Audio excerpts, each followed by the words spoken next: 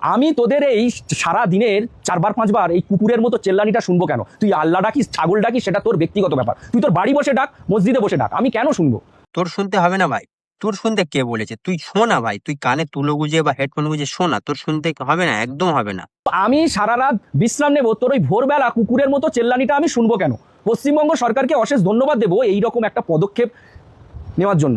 এখন যদি আমি তোকে শুয়োরের বাচ্চা বলি, তুই তো মনে মনে ভাববি যে কি ব্যাপার, হঠাৎ এই ছেলেটা আমাকে শুয়োরের বাচ্চা কেন বলছে? আমার পাড়ার ছেলেরা তো আমাকে বলে বাঘের বাচ্চা, তাহলে ইয়ে হঠাৎ আমাকে শুয়োরের বাচ্চা বলছে কেন? কিন্তু তোর বোকাচোদা এইটুকু মাথায় সেন্স নেই যে মানুষ তোকে শুয়োরের বাচ্চা বলুক বা মানুষ তোকে বাঘের বাচ্চা বলুক, দুটোই কিন্তু জানোয়ারের বাচ্চা, আর সেটাই হচ্ছিস তুই। তুই তোর ভগবানকে তুই ডাকবি, আমি আমার ভগবানকে ডাকবো, তুই তোর আল্লাহকে ডাকবি, বুল্লাকে ডাকবি, সেটা তোর ব্যক্তিগত ব্যাপার। বাড়ি বসে ডাক। এটাও মানতাম যদি সারা বছরের তোর ওখানে তুই ঠাকুরকে ডাকছিস, আমি আমার ভগবানকে ডাকছি, তুই তোর আল্লাহকে ডাকছিস, যদি মানতাম যে সারা বছর কিছু হচ্ছে না, 3-4 দিন হচ্ছে, চেল্লাচিল্লি করছে, মেনে নেওয়া যায় যে 3-4 দিনের একটা ব্যাপার। সারা বছর তোর এই 365 দিন 4-5 বার চেল্লাচিল্লিটা আমি শুনবো কেন? চোদানো গল্পটা না বললেই চলে।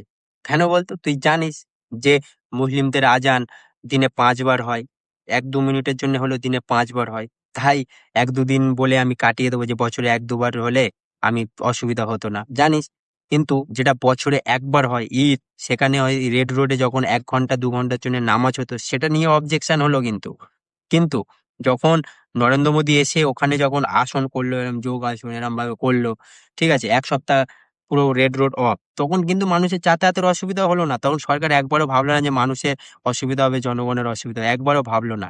কেন বলতো? প্রধানমন্ত্রী মুখ্যমন্ত্রী ওখানে যোগাসন করবে, ঠিক আছে, কিন্তু ঈদের নামাজ বন্ধ হয়ে গেল, ওই 1 ঘন্টার জন্য জাম হয়ে যেত, ব্রিগেড মাঠ থাকতো কিন্তু ওখানেই করলে ইচ্ছেকৃত ভাবে, ঠিক আছে।